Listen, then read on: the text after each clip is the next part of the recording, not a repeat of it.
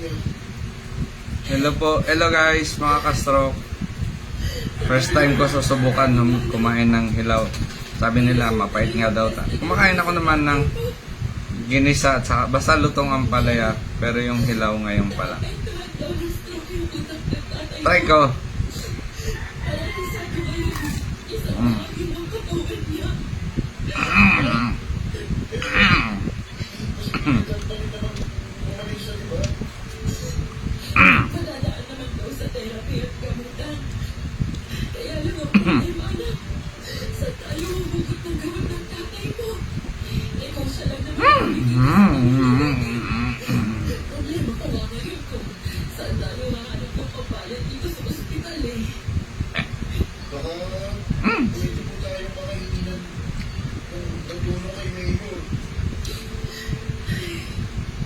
Wala na tayong ibang aasahan kasi hindi talaga nagtulong sa ibang tao.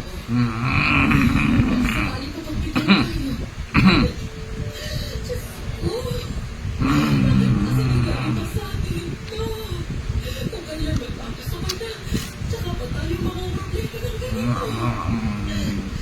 Titigil na lang po muna ako pagsamantala sa pag-aaral para makabawas sa gastusin. Kung gusto niyo po, total, tapos na ako sa high school. Pwede na po ako magtrabaho.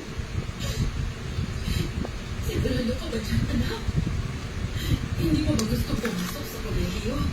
Kahit naman po gusto niyo po, wala rin naman po tayo magagawa kasi wala din naman tayong pera para makapag-aaral ako sa college eh. Mas mabuti na po ito. Ako na lang po muna yung kakayod habang magkapagaling si dati.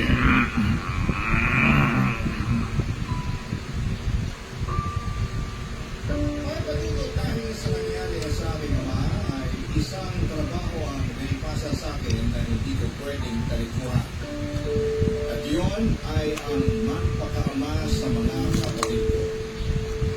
Iba't ibang uri ng ko para lamang makapaglaan ng pera para sa pamilya namin. Alas 2 pa lamang ng madaling araw ay paano na ako para sumama sa mga grupo ng mangingisda na pumapalabot ng madaling araw. Pagsabi naman ng alas 5 ay umi-extra ako sa pagbubuhat ng banyerang laman dagat na pinapadala sa iba't ibang pamilya sa probinsya na. Hindi ka doon natatapos ang araw ko dahil diretso naman ako sa palengke namin para maghanap ng mga tinderang nais magpalinis ng itinitinda nilang isda.